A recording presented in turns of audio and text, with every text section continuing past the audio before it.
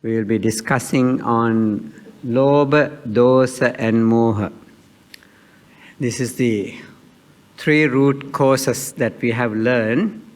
Lobha is attachment, greed, hatred is dosa, anger, ill will, aversion we use for that. And the Moha is ignorance, delusion, ignorance, Moha or avijja. We hear the avijja most of the time. In dependent origination we talk about avijja, paccaya, sankhara. Moha could be also confusion. So this is, I think many a times we mentioned that it is the root cause, 3 root causes of all negativities, all of our negative actions.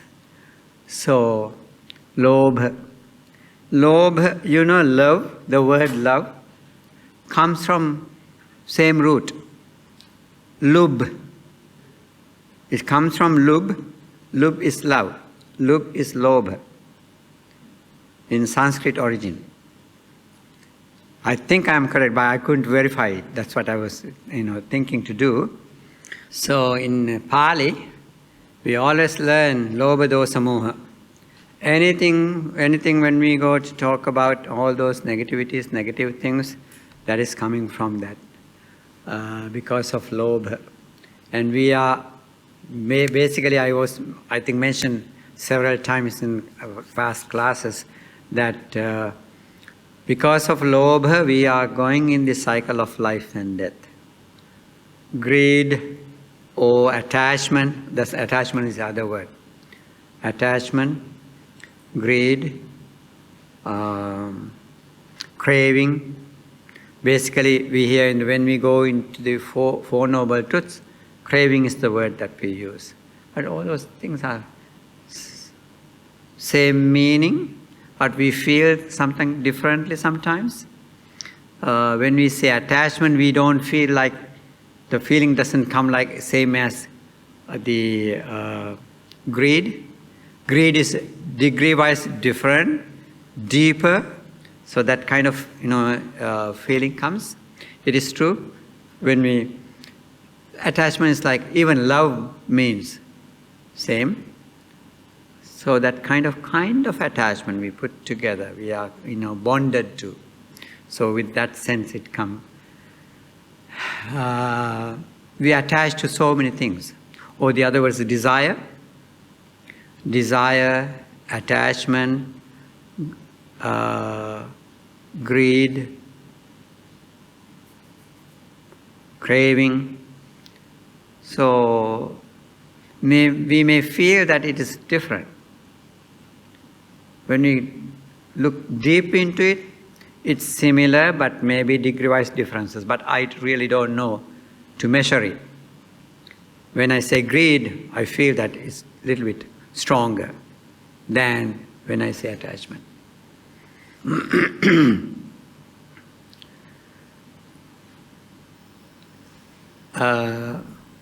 When I was searching for this word in the attachment, there was one of the sutras, it says, attachment, once in Samyutta Nikaya, it comes, this could be metaphorically used, but it says, Mara came to Buddha.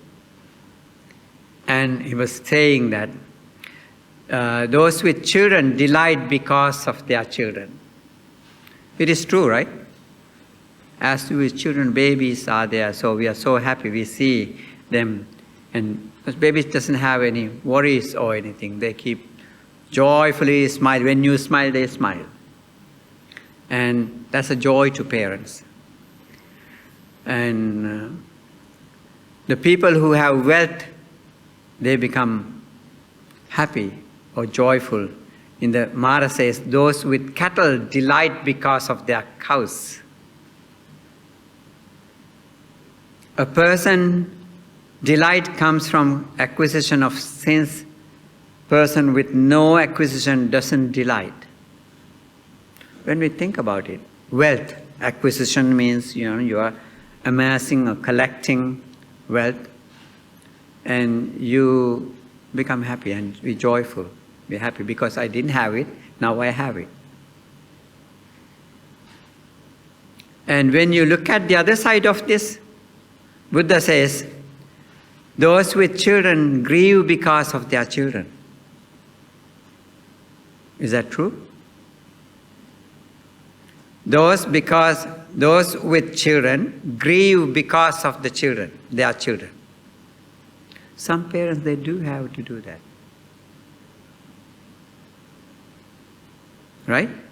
When your children is not listening to you, disobedient, the things that they do, they are harming their lives, destroying their life. Their behavior is not right. They are disturbing to themselves as well as the others. And what happens to parents? They grieve because of that. Those with cattle grieve because of their cows.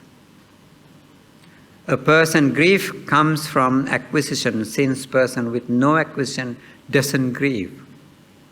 That's also true. But Buddha says, Mara was trying to show us positive side as he sees it and as we see it. It is our mind. We can see that. And we look the way that what we don't have, now I have it, so I'm happy. I didn't have a car before, now I have one, so I'm happy. But because of that sometimes, you get into accident. What happened to you? Now you start grieving. So only one side we are looking at, but always there are things, two sides are there in everything.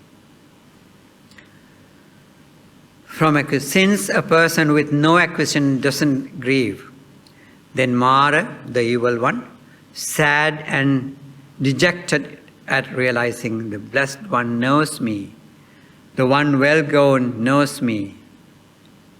So there are, in Mara Sangyukta, there is one category called Mara Sangyukta, the category of the Mara, the evil one. So throughout that category, everything Mara appears, or metaphorically, we use as an evil person, but in your mind, eventually things are popping up in our minds. Untamed mind can bring such things, and looking at them we become unhappy. Either we become happy or the unhappy, both comes. From Mara's sides we are clinging to them. We see only the positive, look at all, beautiful. We always encourage to see positive sides, not bad. Positive sides are good. Seeing at that good. But it could change. Things could change, turn around unexpectedly. So that is also we have to. It's not to be negative, but that's also we have to have. Always life means ups and downs.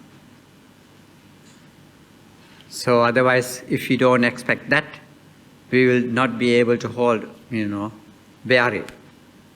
So therefore, there are two sides always. So Buddha shows us whenever that kind of situation arises. So that's why I think you learn 8 worldly conditions. So that is for us to remember there are two sides always. Life is always ups and downs. Once we remember that, okay, we can accept that when that happens, we go with that and see, we can balance. We have to balance our lives. Only way to balance is seeing both sides.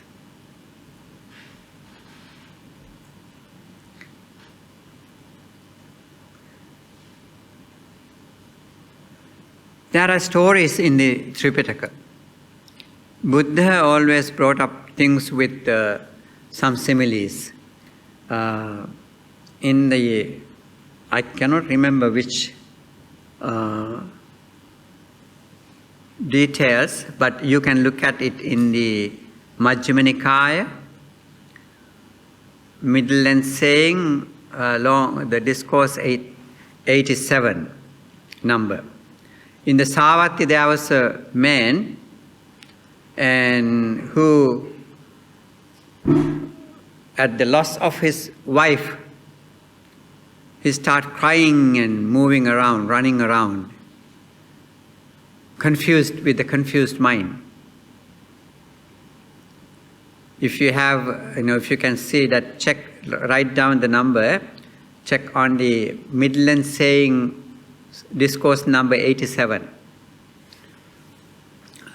So he move around and sorrow and lamentation, weeping, and asking everybody that if he have seen his wife. Wife is dead. So why is that? Attachment is so strong. We call that is love. But love is, or attachment, we get blind. We cannot see the reality. He was not ready to accept the reality. He was living in denial at that moment. Denying, no, she is not dead. But still, you cannot keep the dead body. Traditionally, customarily, what they do is they throw it in the charnel ground. But he was still confused, was not ready to accept. He couldn't believe it, that she left early. Isn't that happened? Such things are happening?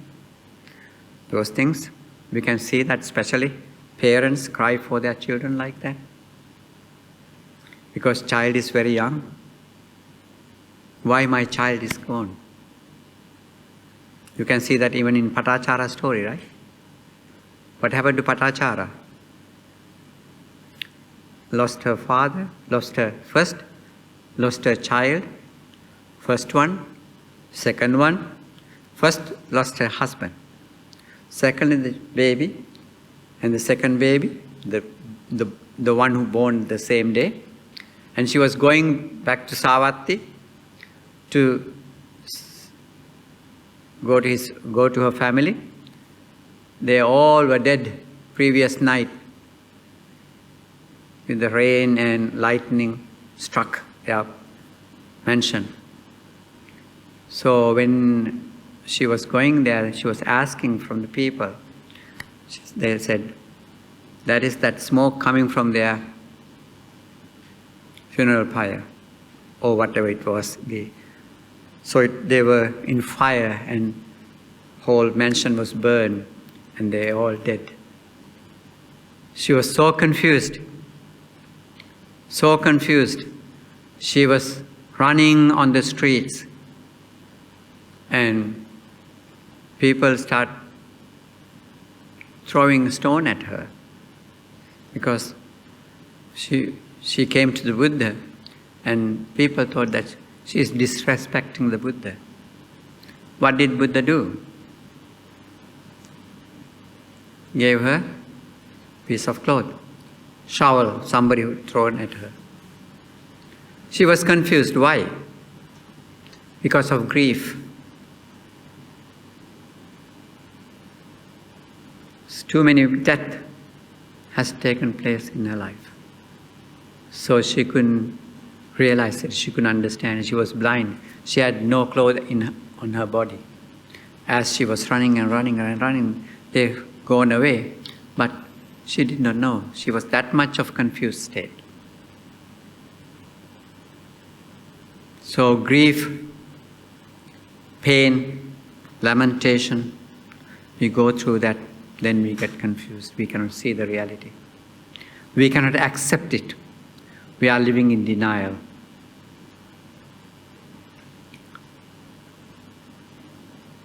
So similarly, that in the discourse, Midland saying, that man was behaving the same way.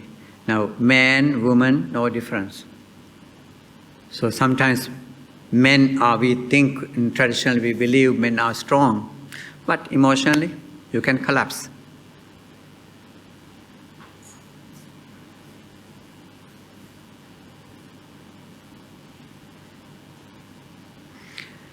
In that story, it says, once in this same Savatthi, there was a wife who went to her relative's home. Her relatives, having separated her from her husband, wanted to give her to another against her will. So she said to her husband, "These relatives of mine, having separated us, want to give me to another against my will." Whereupon he cut her in two and slashed himself open, thinking, "Dead we will be together."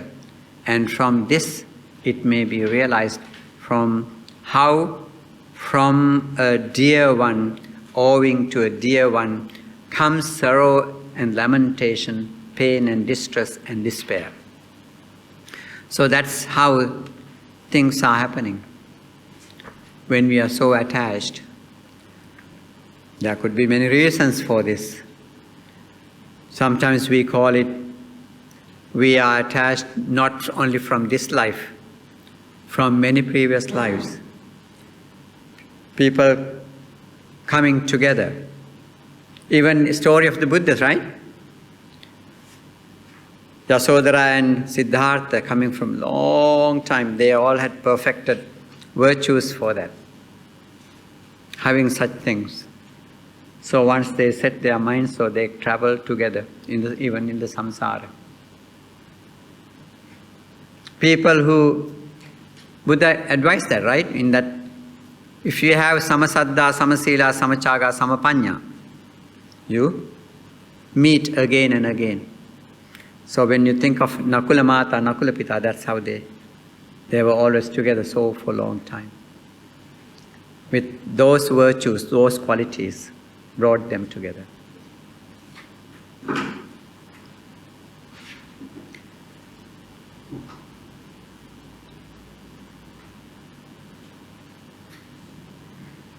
So Buddha knew that, negative, he always encouraged us to get rid of them. Lobha is not something to cultivate, right? Even though it's happening within us. Without much effort, Lobha is, we cultivate, no intention. That is what we are, in our work, in our behavior, this is what is happening. So Buddha encouraged us to reduce it. How are we to reduce it? With understanding. Panya is helping us, right? And with practicing generosity. So that's the only way to do it. Like Buddha, to be Buddha, he did perform those virtues as a bodhisattva. What is the most thing that he practiced? He perfected dana. Even that was the last one in his perfections to complete. Right? Dana parami. Without that, I think we all have attachment. We all have that attachment.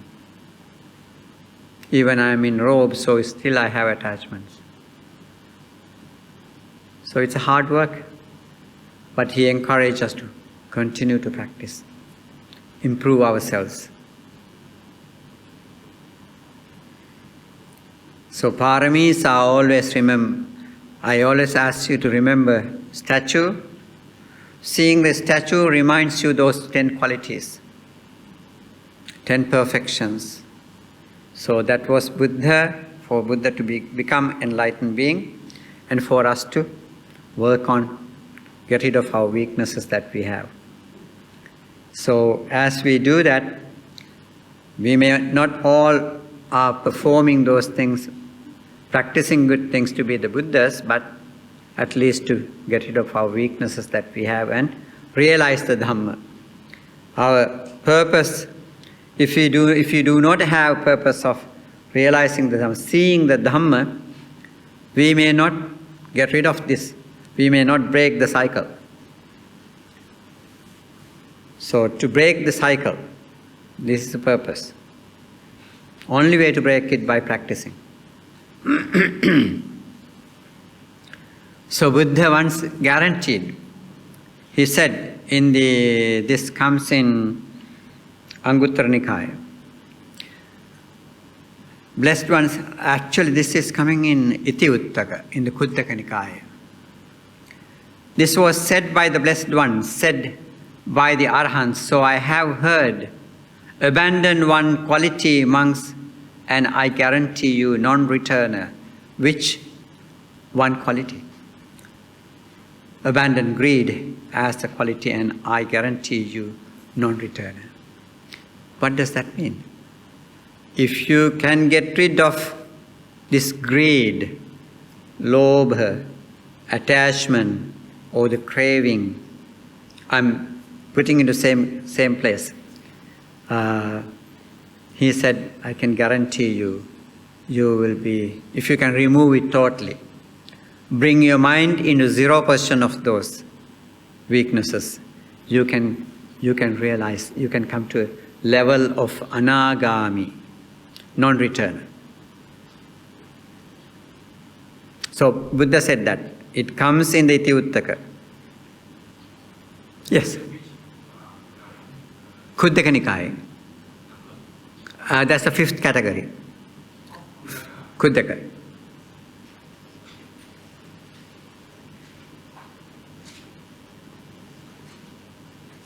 Khuddaka. There comes another book.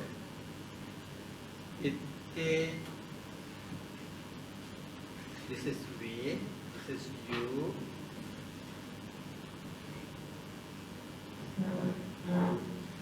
In the front area of Iti Uttaka it comes. I believe in the first category, first chapter.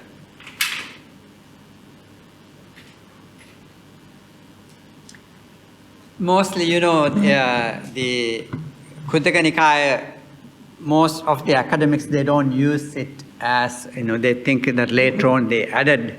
However, we do not keep it away because it's somehow, traditionally, they have taken into the 5th category. Like Dhammapada also within that category. Dhammapada also, those stanzas are coming in throughout the Sutta Pitaka. They put it together.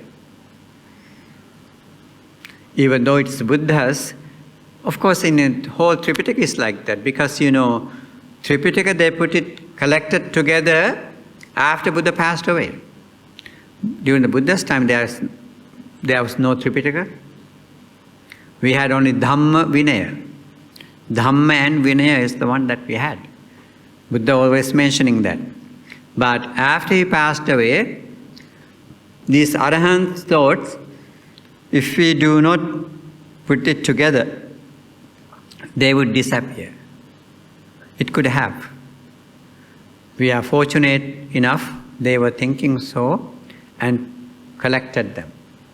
So we know at the very first council, they had Dhamma and Vinaya. Dhamma, the means sutras came from Venerable Ananda. Evang me sutang ekang samyang bhagava savatyang. So whatever evang me sutang, thus have I heard, that is always from Venerable Ananda. That is he, And the other is Venerable Upali. All the Vinaya section comes from Venerable Upali. So that's how we collected. And later on, when it comes to 2nd and 3rd, so they were, in the council, they discussed and confirmed it. And when it comes to 3rd council, we have Abhidhamma Pitaka also. Abhidhamma also not coming from different, but throughout this Sutta Pitaka, we have those, teaching parts.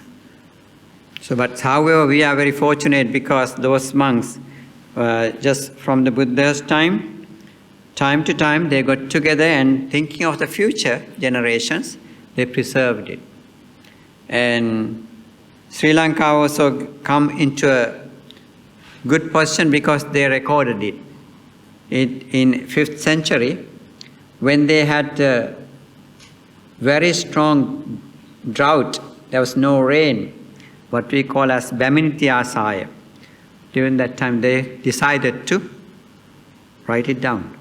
Otherwise we would not have anything left for us. For Lobha, there's another word in Pali they use, raga, sensuality. That's also one important word, raga, lustfulness. And also we have another word, kama chanda, in Pali. Chanda, kama chanda, desires for sensuality. Or kama raga. Kama raga. I remember in Therigata, read Therigata, Therigata, it's beautiful. They share their experiences. Kama ragena daihami nichang me paridaihati. I was burning from sensual desires. So again, couldn't control it. But since I came to the Dhamma, I learned and I could get rid of it. So it's very strong emotions. So there are many bhikkhu and bhikkhunis express how they felt. So they become blind. Not at the Buddha's time, even today that happens.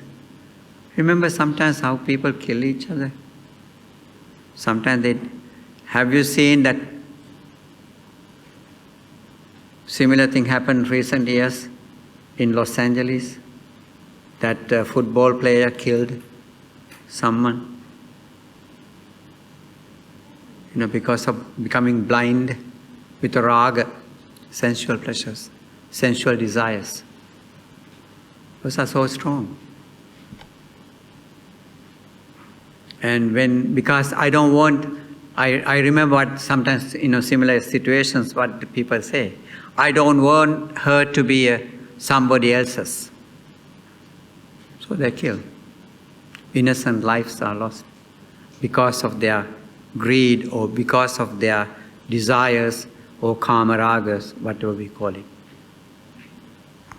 When we look at it also we can see, remember these 10 fetters.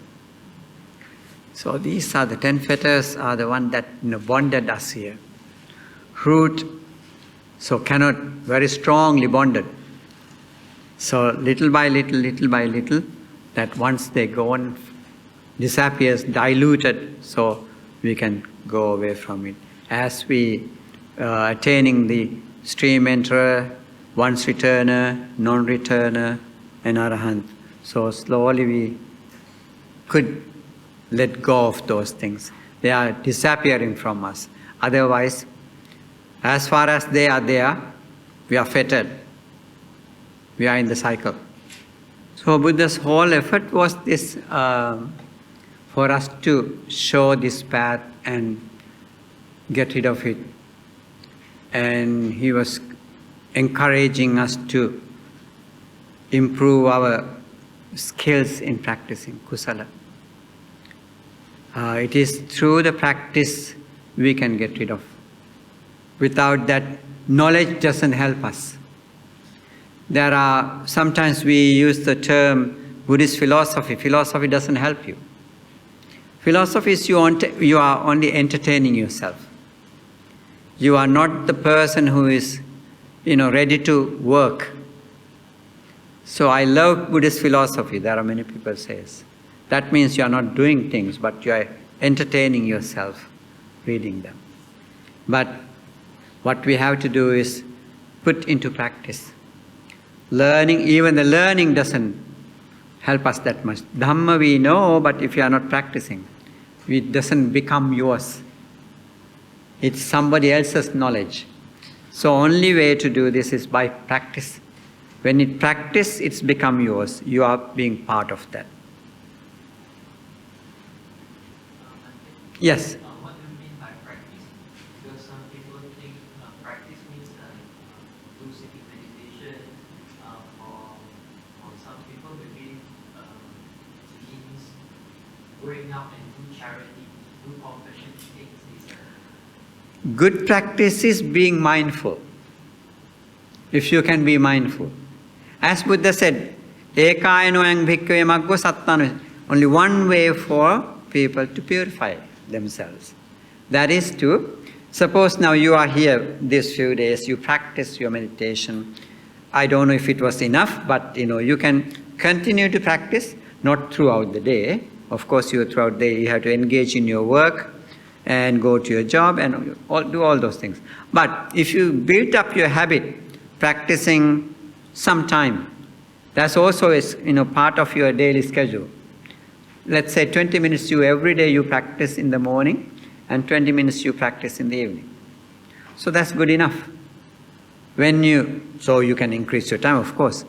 As you keep practicing, you become good, a person who had that skill of applying that mindfulness in the other things that you do.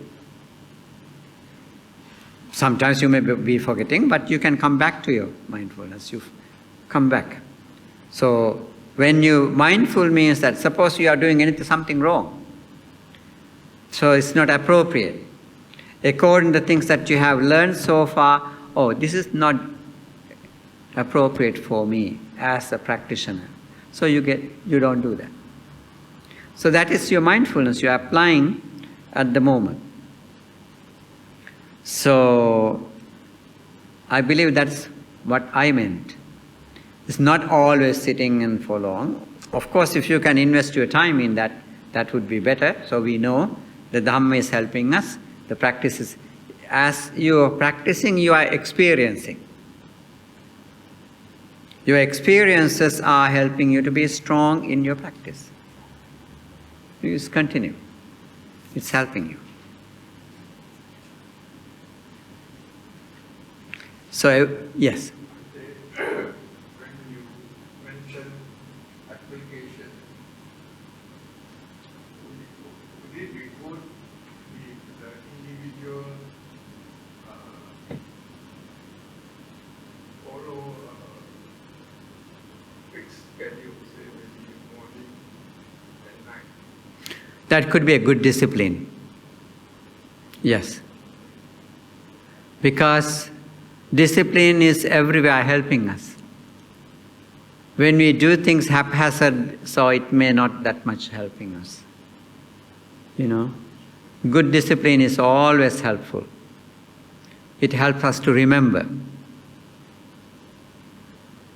our practices.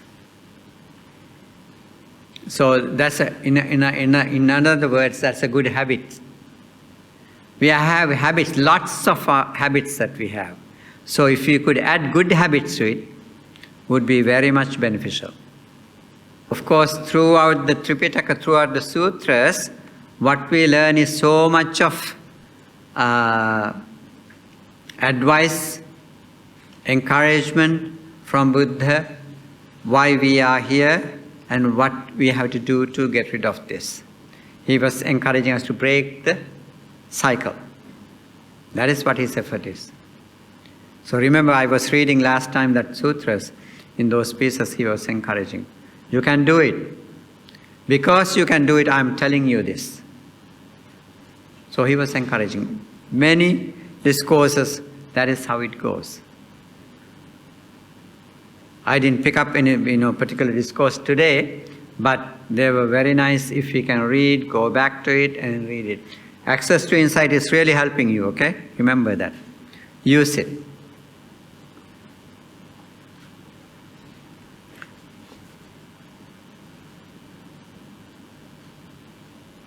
Because you also feel bad about when you make that effort. If you miss it, sometimes you feel, regret about it.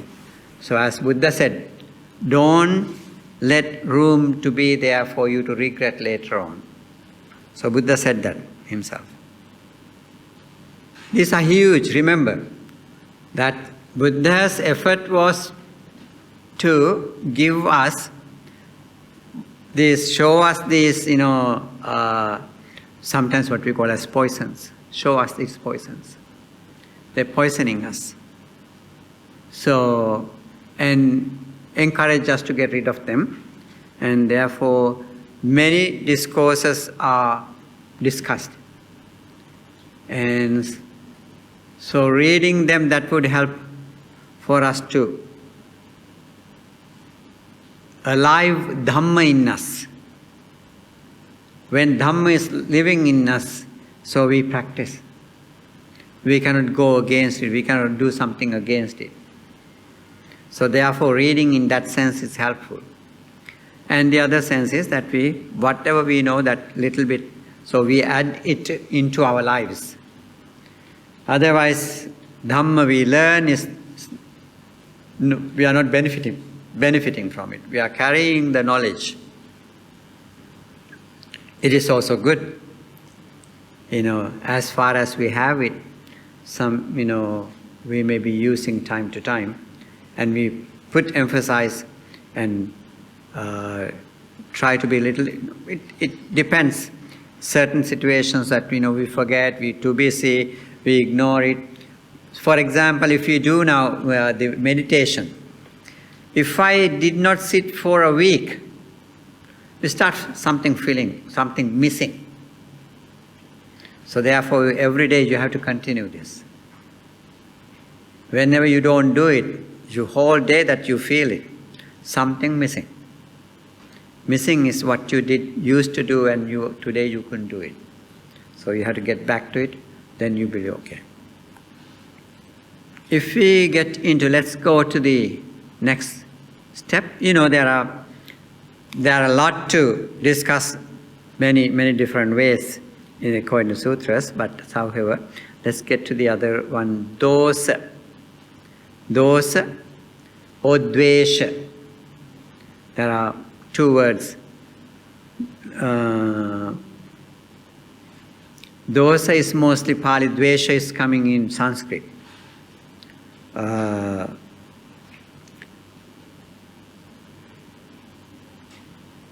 Anger, ill will, aversion, what else? Hatred. Hatred is the deepest version of it. So, unable to let go. It is sitting there. It's not disappearing. It is dormant in our minds. It may be popping up. Any opportunity arises. So, what Buddha says, work it out. Get rid of it. These are not things for us to keep.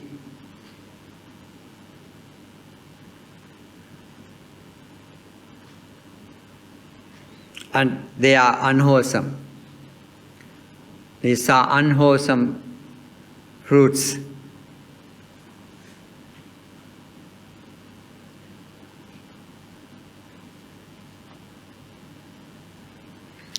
Dosa, ill will, aversion, anger, so not positive emotions. They could be instead of purifying, they are polluting our minds. So once you meditator, person who is meditating, that person can see things.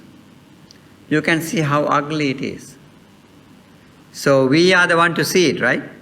Not somebody else. Other people may see you, but what is the benefit? No benefit. And also Buddha encourages us in the Dhammapada, it says, do not look the faults of others. Look your own faults. Napare sang vilomani in Dhammapada. So looking at your own mistakes or loopholes, fix them. So this is how Buddha encourages us to do it. We ourselves, so we must be able to see. Sometimes we may be ignoring ourselves. We don't want to see it.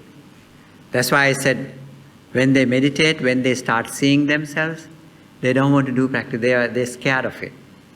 I remember once a person who came to practice with me said, "Oh, Bhante, I don't want to continue." Why? Because I see my own mistakes. Some people, they don't want to see. Yeah. Seeing them very ugly. They don't want to admit it. They want to deny it. Pretend that they didn't do such thing. That's how we are. That's how our minds are. So we have to be very careful. And we have to be very honest. Okay. We have to be honest to ourselves. We had to forgive ourselves too. If we cannot forgive ourselves, that's the reason I believe that why they don't want to continue. Due to our ignorance, we did wrong things. Now, from that point on, once you come to that understanding, what you have to do? You have to forgive yourself. Not to carry it, not to beat up yourself. Because no point. It's done is done. Buddha said, whatever you have done, anything wrong, anything negative, let it go. Only thing he asks us to remind ourselves again and again, reflect on what are the good things that you have done. If you can do that, that is where successful will be. So in that sense, you can see how Buddha was, how compassionate he was. He knew what are the weak points and what hurts us. Seeing it, he is giving us all this sampayoga, what do you call that? Samya prayoga, we call it. Wholesome way to do it. Turn things around. For the positive and good value that we see in ourselves, Buddha asks us to keep it, right? Isn't it keeping it is also another form of attachment? It is, say it again what you... When we meditate, we see the ugly side of ourselves. Other side. The ugly side of ourselves. So we actually repent, we seek for forgiveness, and also at the same time we forgive others for the hurtful events that they have done to us. Mm-hmm. So after many, many months, we managed to let go. All these negative thoughts never come anymore. Mm. And we see some sweetness in ourselves.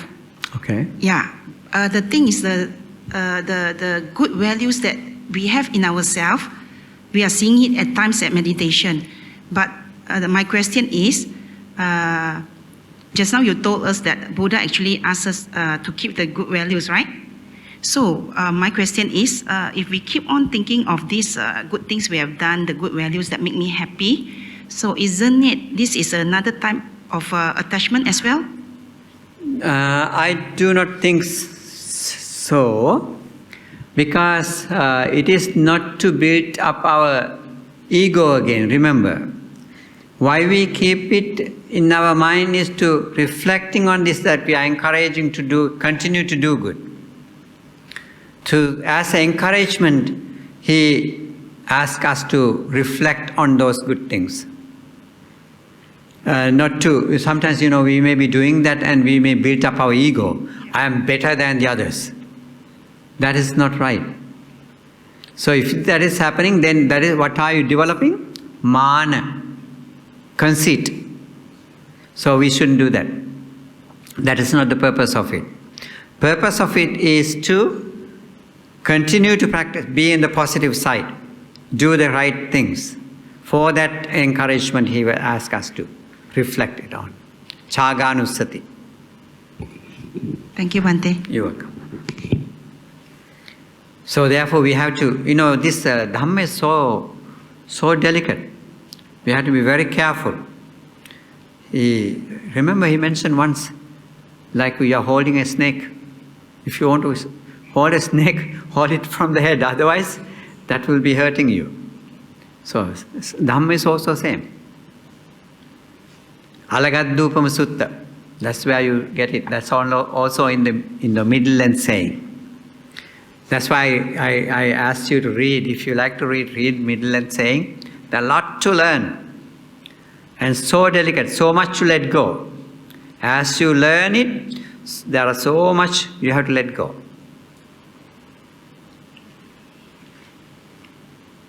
If we do not be careful, then we built up something negative, continuity long time in the samsara, with arrogance and with the conceit and all these weaknesses.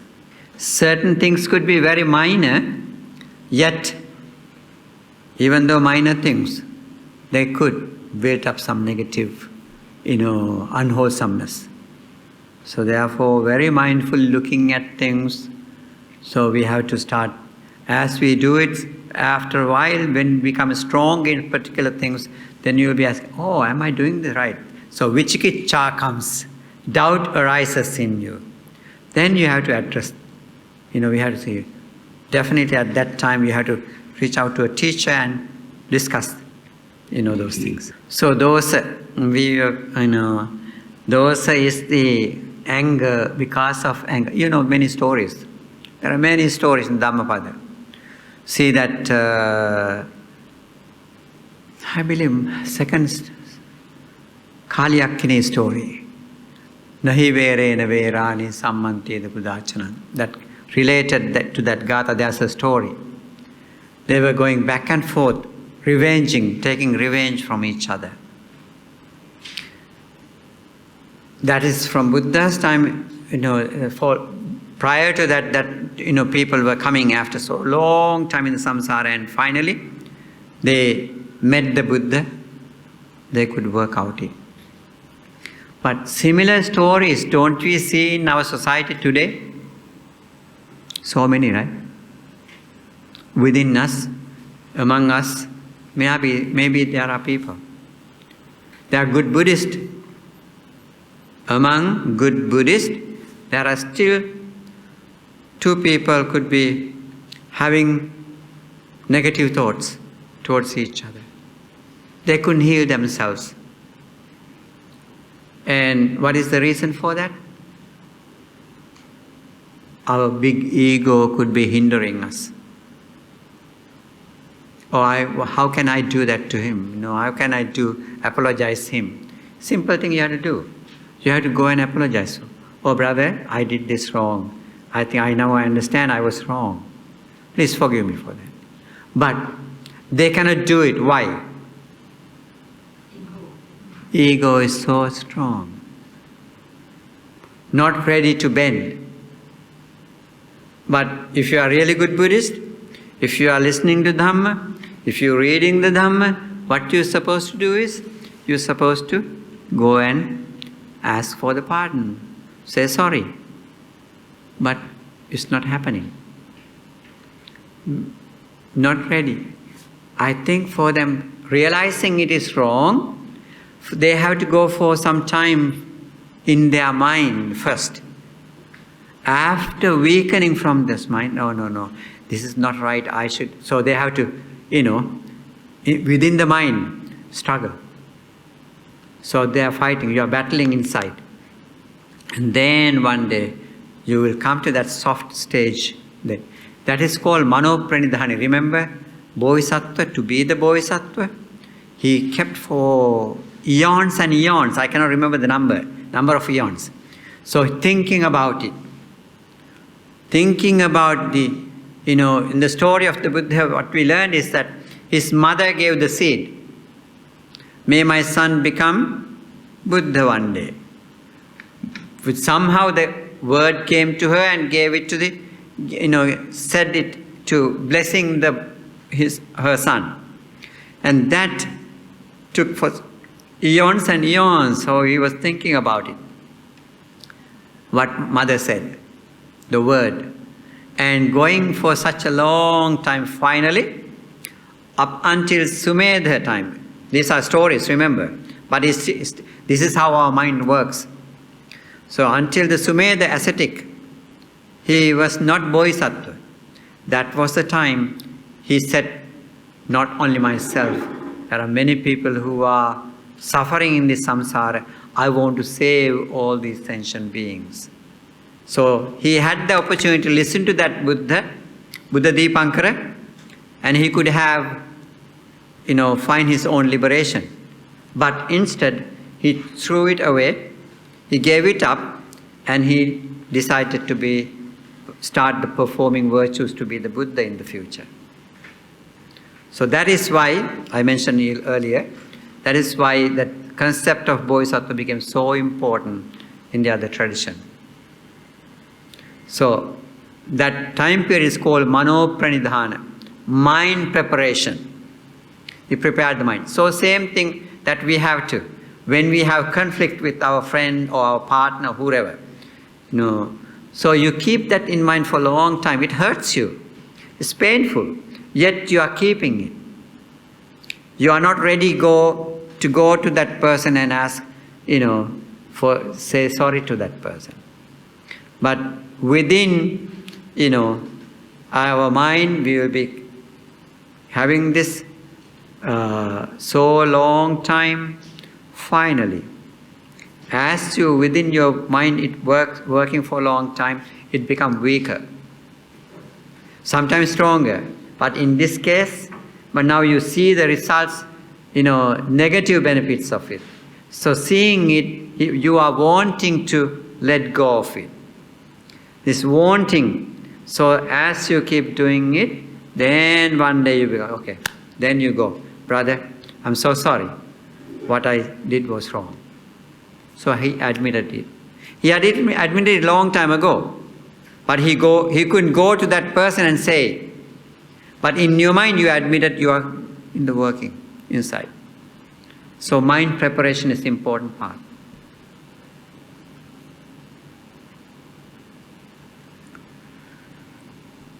So hard work. That is why we call all these things are hard work. Some of you get tired of this. You say, what's the point going all these things? Let me go and pray and you want to find a shortcut. Is there a shortcut? There cannot be shortcuts. Mind has to, our own mind has to work on things. It is funny when we think of it, but it is the reality.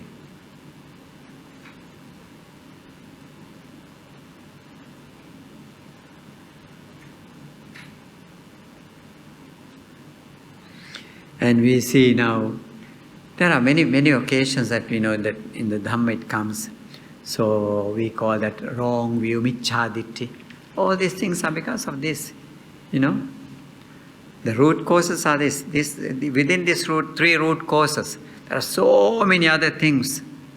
According to one of the monks has written a book called 1500 Defilements. Yes, 1500 defilements. That's in Sri Lanka, Sinhala, book. The language in Sinhala. I don't think that anybody has translated it. So that is how many defilements we have. But all these things go into these three. Within these three. Lobha, Dosa and Moha.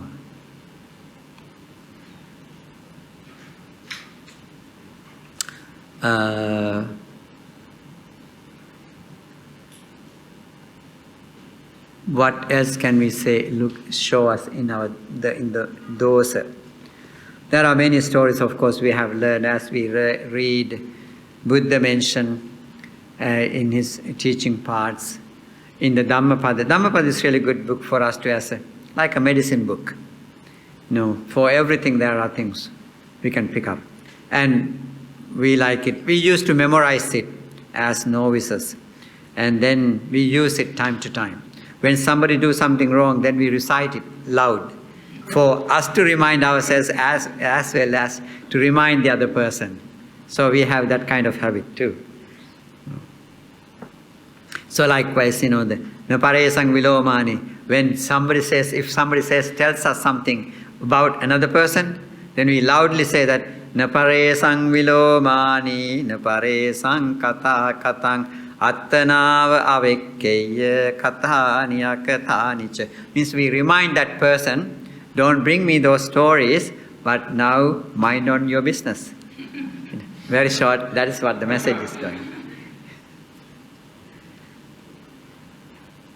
So in that sense, that way it is very helpful. Dhammapada is always helping.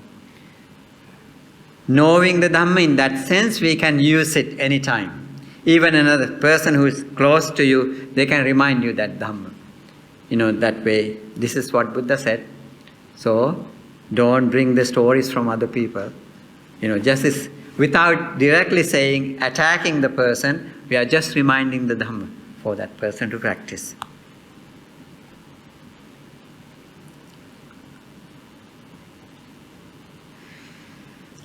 If we look at these fetters, 10 fetters,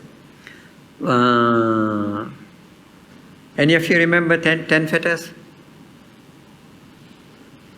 I believe all of us, right? Dosa sangyojana. There are, first category we goes in 5 lower fetters and 5 higher fetters.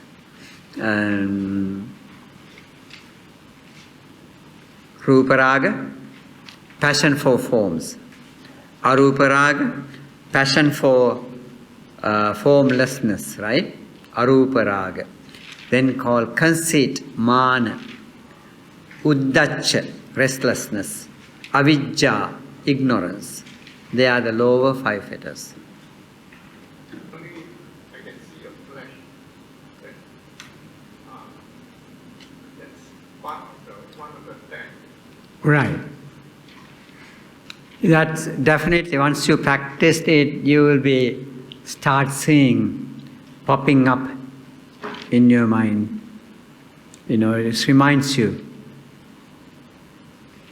5 lower fetters and 5 higher fetters. And which are the 5 lower fetters? This.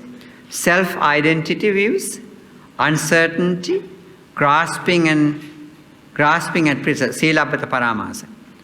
And practices, sensual desires and ill will.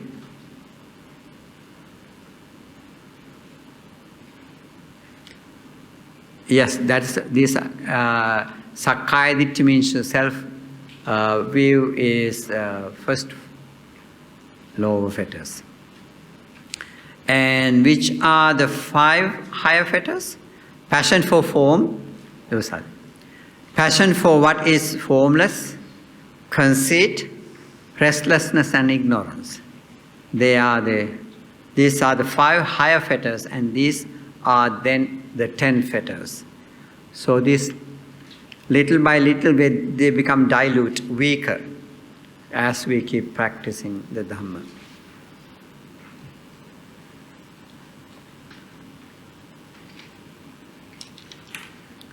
Fetters are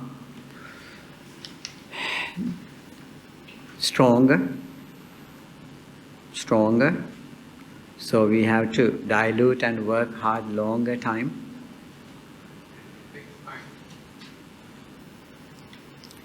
Even though some, current days that I even had heard people blaming the monks. Monks are showing it, making it harder for the people. I do not think so.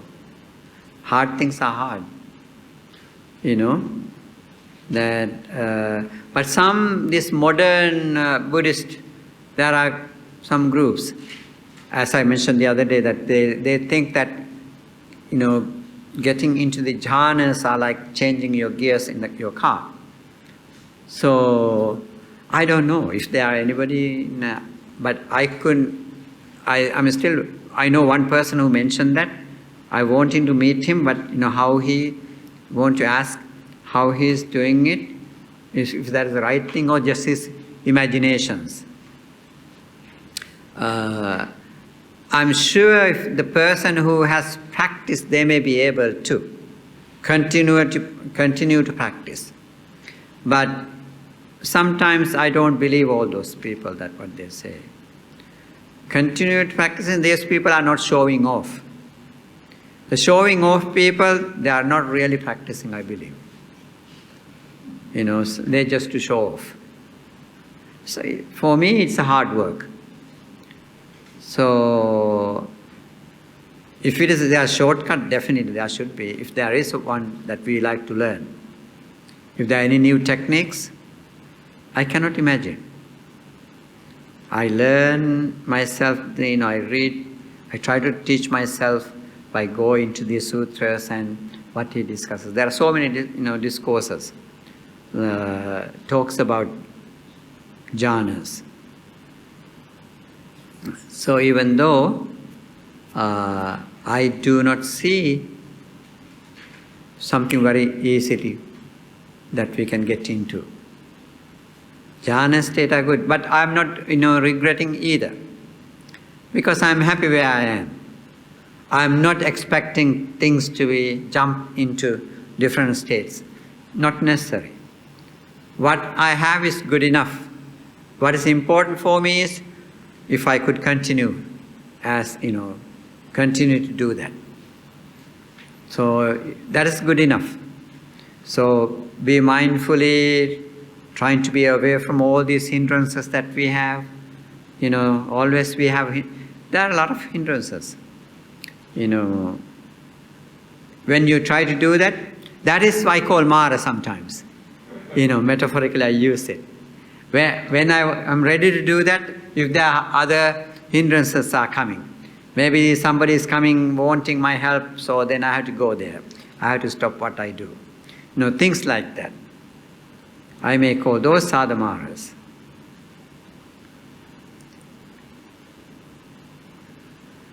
So these 10 fetters, of course if that's something that we have to remember and work at it to get rid of. As we do that, as we do practice meditation, then we'll be reaching what Buddha said.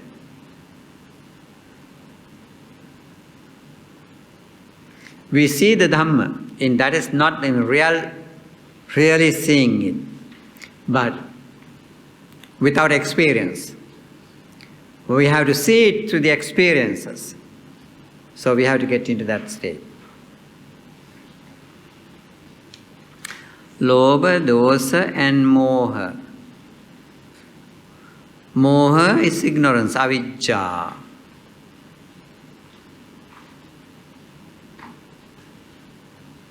Where could we be with avijja?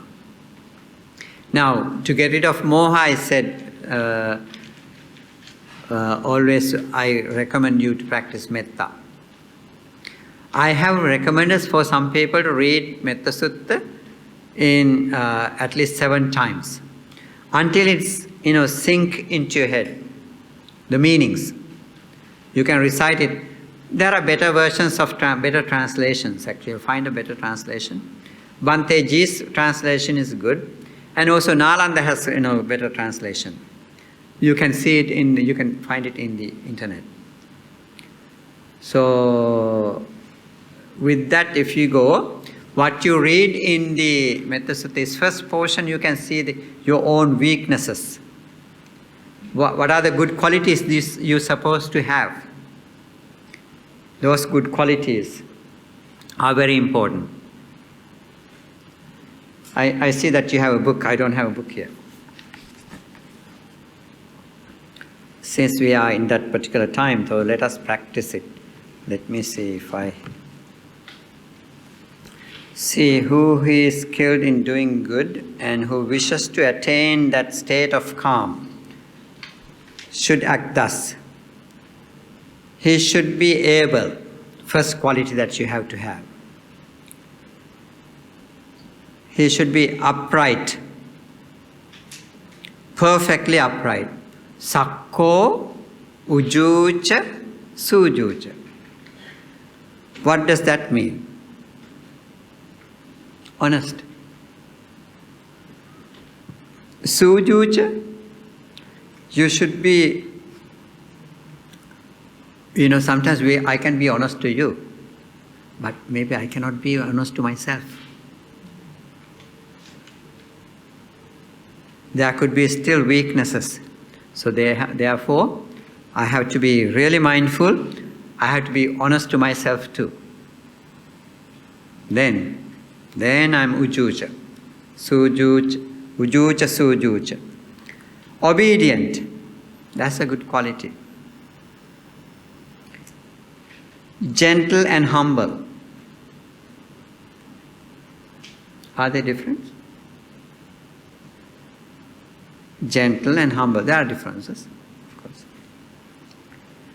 Santussa kocha subharocha. Contented. Subharocha. Bhara means heavy, burden. Subhara means not heavy, light, simple.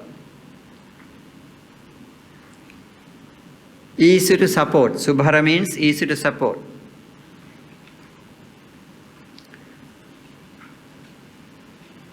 Appakicho, with few duties. Suppose what happened to us today, I'm too busy to meditate, right? Too busy. Oh, I have no time. Too busy. That's why Buddha says appakicha. We shouldn't have that many entanglements. Less work. Reduce our workload, our attachments to here and there.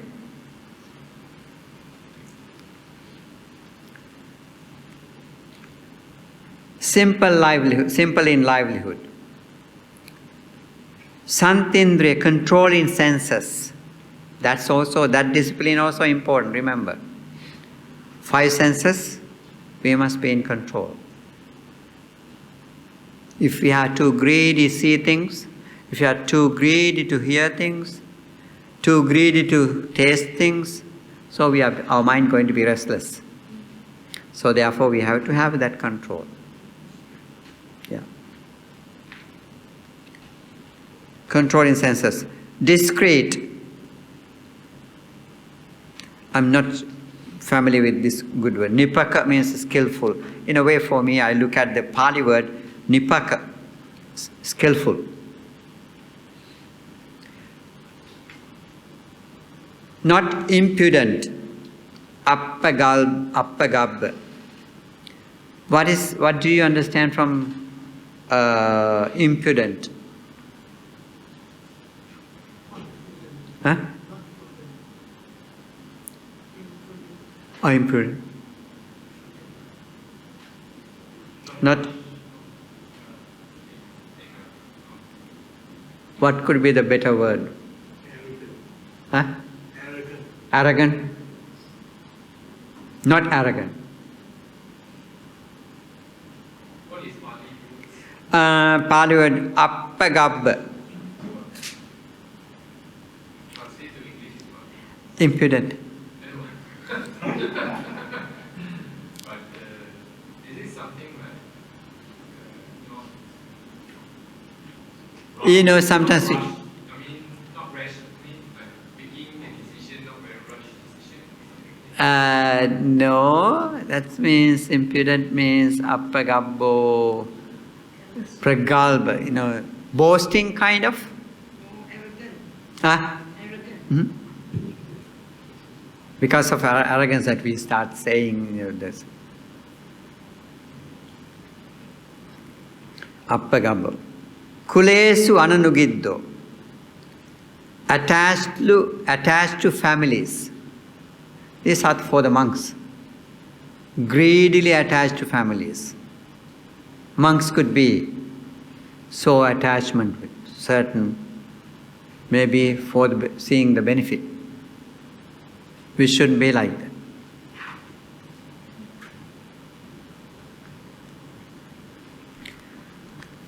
Nachakuddang samachare kingchi. He should not commit any slight wrong so that otherwise men might find fault in him. Sukhino va kemino huntu sabbe satta. So, these good qualities that mentioned here, we have to have as a practitioner. So at the end, he says, may all beings without exception be happy and safe. Sukhino va kemino huntu sabbe satta bhantu. Not commit any sin wrong that wise men might find fault in him. May all beings without exception be happy and safe. So this is in brief, this is the metta that Buddha said, Sabbe satta bhavantu, may all beings be well and happy. In very brief. So when you are driving, being mindful on your road, in your mind also you can work with practicing metta using this term. Sabbe satta bhavantu vitatta. If you like the Pali word, you can remember that. If not, you can use the English one. May all beings be well and happy. So genuinely we keep practicing and practicing, it becomes stronger. You become one with that wish. So then it says, these are the qualities and these are the beings that you are practicing at.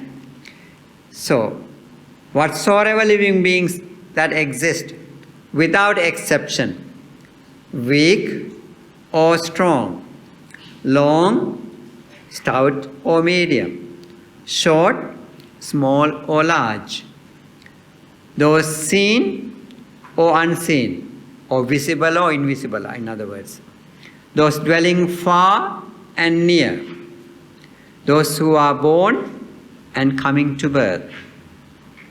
May all beings without exception be happy-minded. So when we say all beings, these are the beings. In my meditation, I do sometimes add, may all beings, means I do add all this list. So when I do work with this, used to give it to children. So of course it's good for all of us. If you want to go in details, we can go with details. If you want short version, we can use the short version. So we have to remember who are these sabbe satta means. Who are these all being means all these beings. Yes. Bhante, is microorganism and bacteria also beings, living beings? According to Buddhism, listen, the scientific world, they have these categories of how they define it. But in the whatever does not have consciousness, whatever with the consciousness, Buddha regard as a living being.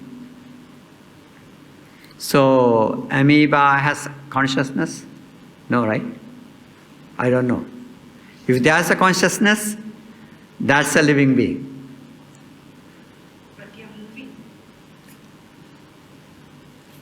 Moving cannot, is it be always with consciousness or without consciousness? We don't know.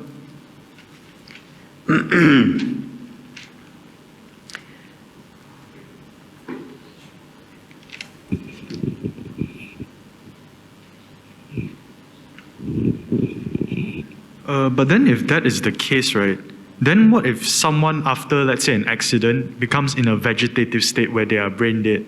So then would it be killing if we turn off their life support? Because technically they are not conscious anymore. They are just they're just a shell already at that point. But life is there though. If life is there, we have no right to remove that life. No matter what, it should be natural death. Otherwise, that euthanasia is not permitted according to teachings of the Buddha. Mercy killing is not accepted. Because you're mercy killing because of your selfishness. Selfishness is that you cannot see that someone is, in pain. It's painful for you. So therefore, you want to get rid of that. If that is the case, so Buddha did not accept that. Bhante, but what if that person asks you to just end my life? Still you cannot. Even I have no right to take my life.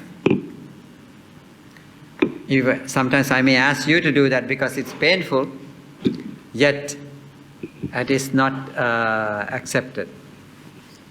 Bhante, regarding the questions, they highlighted that regarding consciousness, a person who have passed away, not passed away actually, in coma, they are still have consciousness.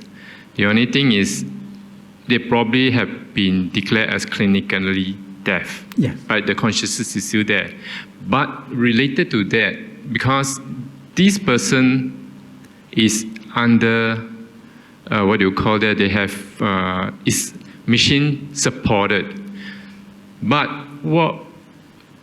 because current technologies have been delaying the death, Prolonging, yeah. prolonging the death Yes. due to these technologies having these machines supporting.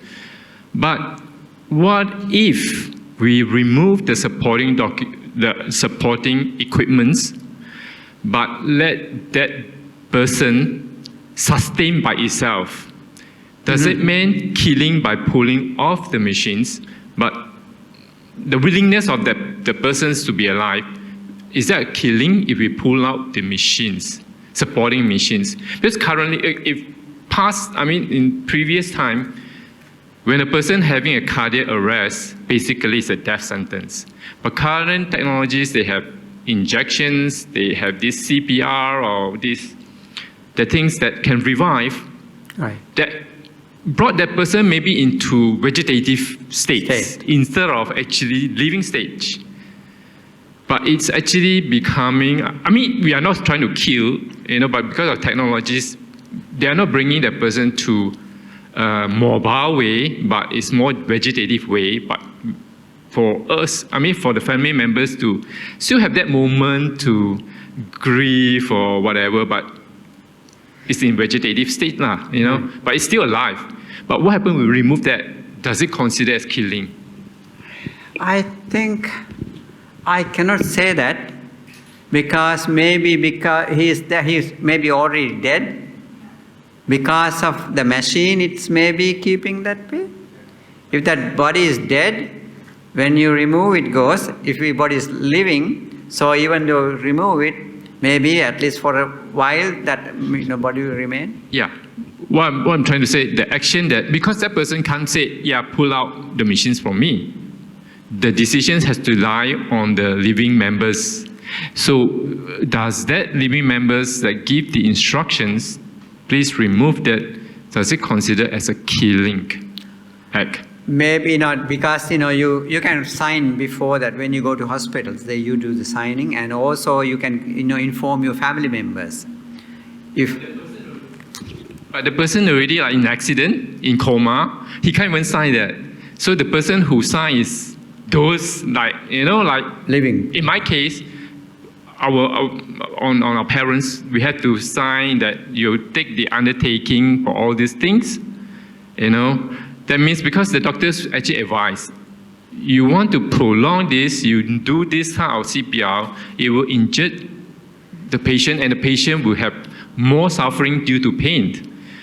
And because of the age of the patients, you should, they advise, do you want us to continue to resuscitate the patients using this way? Or it's a crude way because you have to do CPR to an old patient and the bones are very fragile and they really force it. So they have to ask you, do you want to continue that suffering for the patient or not? So this is our decision to make, and says, okay, you decided to take this, please sign this letter undertaking that we will not take actions if come to that time. So are we taking, is there a killing or what? Because we have to take You have undertaking. to, this is easy. We always seek some advice. Let's say doctor is advising us. The patient is in the doctor's hands. So doctor could provide us good advice. We can follow it. Right? So if not, what we do is still, when the doctors are giving you some suggestions, but emotionally you are attached to the person, you want to keep it. So that is what is happening today. And people who listen to the doctor, who else can we decide? Myself? I cannot, I don't know. So doctor has better knowledge, so therefore the doctor is advising. So if he asks us to, okay, if that is a good suggestion, so I sign. There's no other way, I cannot say that you are killing that person or not, but based on the knowledge provided by the doctor, we signed it. So you don't have to put blame on yourself. You are following the good advice. Always we get counseling and advices while seeking. Otherwise, that's happening. I know some people, they emotionally really want to, and for months and months that the patient is in coma state. There were a lot of argument went through the, this, in the US also, similar situations. They are mercy killing, we should be doing or we shouldn't be doing, and the families want to keep the, patient, but no use, vegetative state. So if that body is always, and they believe that body, if it is living, it should be able to live after pulling the plug, but it doesn't stay. What we say in, according to the teachings, the karmic, as far as you have karmic energy, that will be staying. Body will be alive. So, and also we can also sign up, we have a paperwork to do, what do you call that? DNR, do not resuscitate. So once you have signed that up, so the doctors can resign. There were certain situations where I had to face. There was a monk who did not have any living relative. The living relative means your blood relative. Maybe the brother, father, mother, brother, sister. Not beyond that, if you are not married. So you have to give the decision. So these people were searching for the relatives. Nobody is picking up the phones. Relatives in Sri Lanka. So I saw that he was in the machine, and for a short moment they did the changes, and when I saw that he was not really living. He was living, the life was existing because of the machine. And for 2-3 days later, they were still struggling. They didn't listen to me or ask me, because I'm the one who entered him to the hospital. Then I told those people, they are scared of that people could sue them. That is one of the reasons why they are keep searching for. Otherwise, otherwise 2 doctors can make the decision. Once they sign it, they can remove it. If there's no relatives, nearby or any contacts. So they asked me, then if you think that he is not living anymore, you can remove it. There's no family members here, so I'm the one who brought to the hospital, and whatever you believe, whatever you understand, so you can act upon. There's nobody going after you. So then after hearing, maybe they had a meeting and they decided themselves to remove the machine. It's difficult situations. Bhante, how about a patient, a person himself or herself suffering too much and says, please don't save me. But the live persons, the family members having emotion says, I will not do it because you are my family members. No matter how, I will still keep you alive by all means. But that person is in pain, do not want to endure any more pains. It's a conflict of here. One is not willing to be alive, but the other one is very selfish, that no matter how you suffer, but I still won't let you go. There's a conflict here.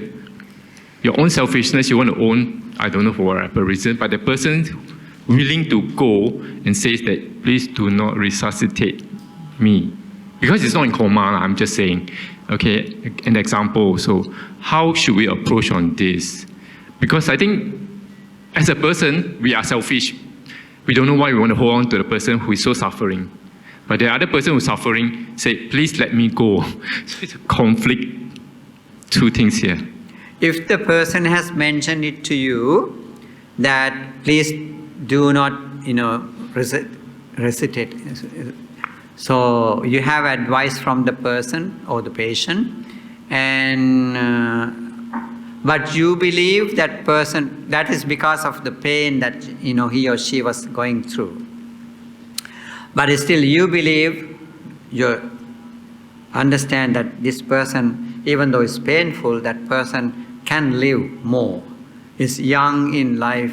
So you have your feeling, your own desires, this person can live longer. If that is for that reason, if you think it's not really, good evidence of, medical evidence of that this person can live. If you have good evidence, of course, you can, try to keep going. Otherwise, you should not put, best thing is what they are asking is not to put in the machines. They say that. If the patient said that, you cannot do it.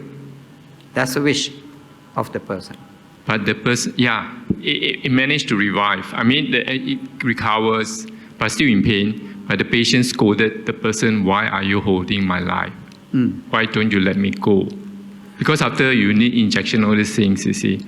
So now the other way is the person who actually, still had the pain, still alive after that, but scolded the person, "Why are you not letting me go?" So that is, you can see sometimes some people request that, because they are self-hatred. That is also not something good. If that is a situation, we don't feel like, letting that person go. He has the ability to stay. He can live longer. And with the self-hatred, if the person is asking you, it's a bit difficult to support that idea. It's a very difficult situation, delicate situations. Yeah, right. Okay. Now we said who are we should practicing. And now Buddha he used a simile. Na paro parang nikubbeta nati manyeta katta chinang kanchi, right? Let no one deceive another, nor despise anyone anywhere. In anger or ill will, let them not wish harm to another. See now, with ill will, we shouldn't even wish any harm to anybody. Sometimes some people, they do wish harm to people that they don't like. So we have no right to do that. From Buddha's teaching, no room to do such thing, even though they did something harmful to me, but it's still, that life is precious life. So we shouldn't wish any harm. Mettancha sabba lokasmi man sambhavya parimana. Let thoughts of boundless love pervade the whole world, above, below, and across, without any obstruction, without any hatred, without any enmity. So this is how we should be practicing it. All in 4 directions. So we should be freely practicing metta. So this should be really in our hearts and minds. Then we have our metta in our body, in our minds. So therefore, I always recommend people to read it. Every day read it. So then it gives you meaning. What you say, it's meaningful. Because it is your mind and body both have it. So then we wish that works. So then what happened at the end, so my question I always ask, I look at this simile, like a mother risking her own life to save her only child. Same love we must be able to give to others. So if we practice, if we pervade, strengthen that, we all must have it. But I don't have it. I'm not there yet.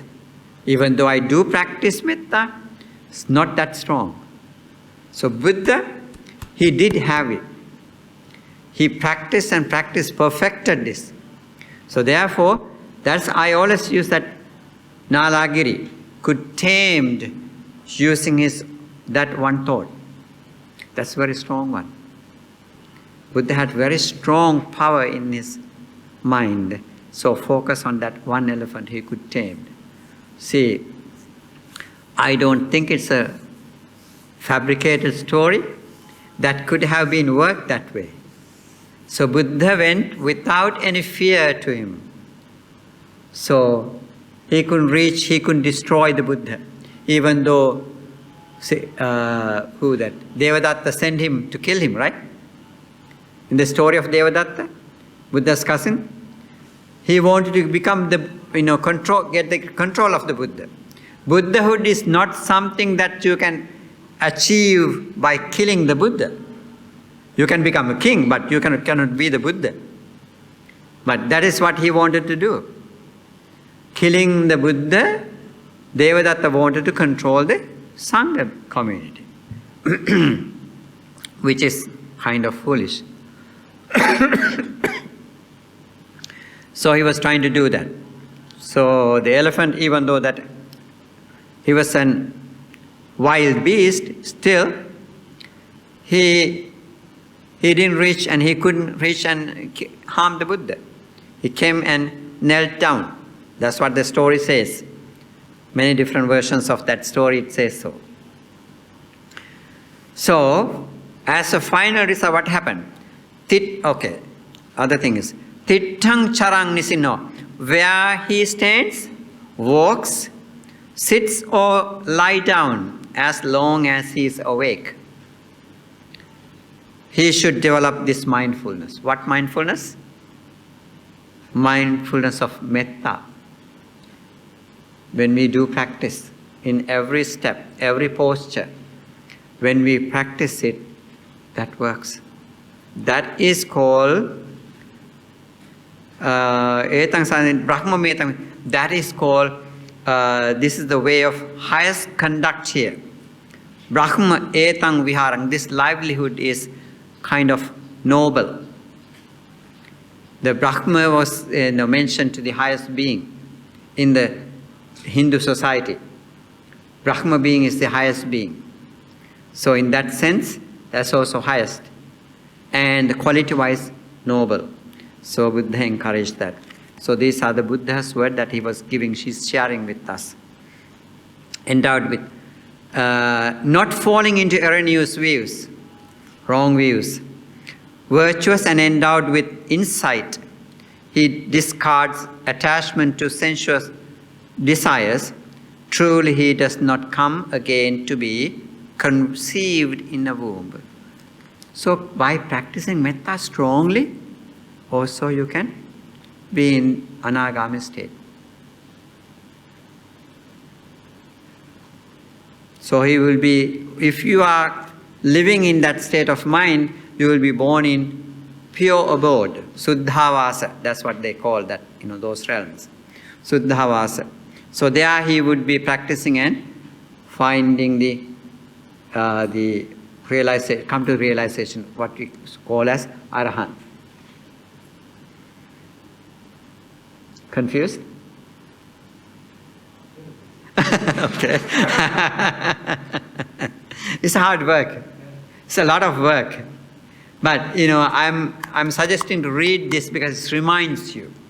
It reminds and reminds and reminds, and also you're practicing. This practice of metta. Don't remember now. We can fall into traps. When we think of practicing metta, opposite sex, you are not practicing first. So that you could arouse you maybe, in the misguided state, thinking, I'm practicing metta. No, it develops your raga, sensual desires. So you have to be very careful. So, but once we do keep, reciting, recite the sutra, maybe in English you can recite it. So that idea, once you sink in your system, so that would be very helpful for you to keep practicing. Yes? You just now mentioned the pure abode. Huh? Pure abode, Suddhavasa? Suddhavasa, yes. Suddhavasa. Buddha mentioned it.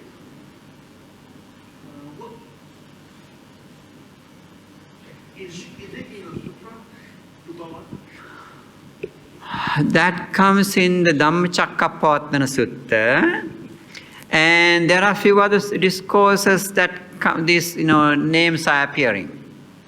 But I am not sure, I have not done research, though if those sutras are in this at least 4 categories, these Nikayas, first 4 Nikayas. I had to check it. I believe yes, in Samyutta Nikaya. Would that be in Chinese? That is Western paradise? Western paradise is Pure Land. Yes, let me think. Pure Land, right? Pure Land. Could be equal to Suddhavasa. But that is not the permanent, remember now. In the Western paradise story, you encourage people to practice it as if it is the end.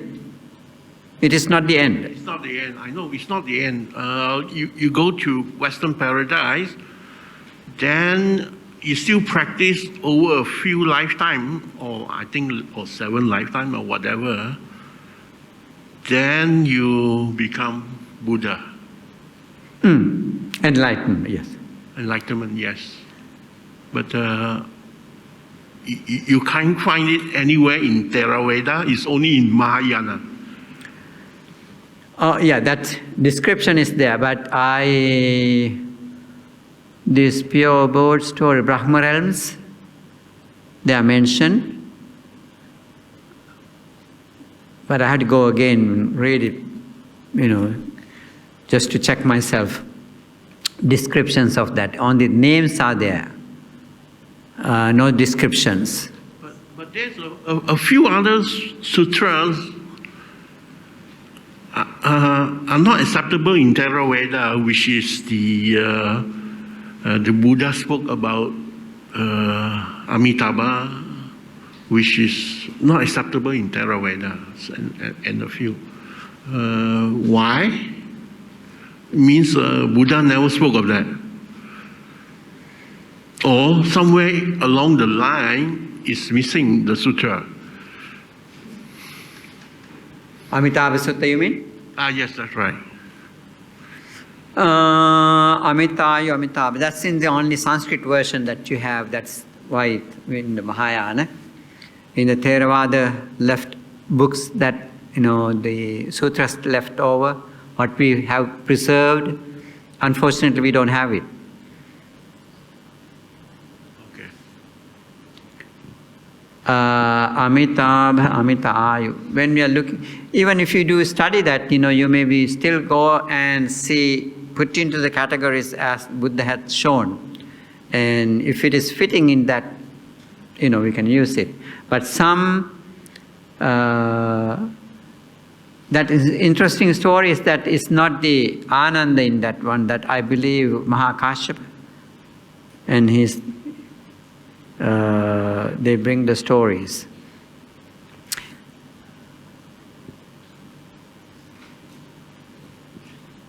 First council comes in just after 3 months after Buddha's passing away.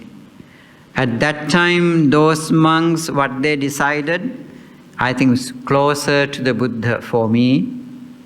But the others, they have 4th council is the one in the Sangikas that they had in the history. And so that is gone far. 4th century. Buddha appeared in the 6th century BC, and 200 years later, this Mahasangikas having this event, and so that is far, 200 years after. So I think when I look at the first council and that council, I more rather like to stay with what Tripitaka, that what we are talking about.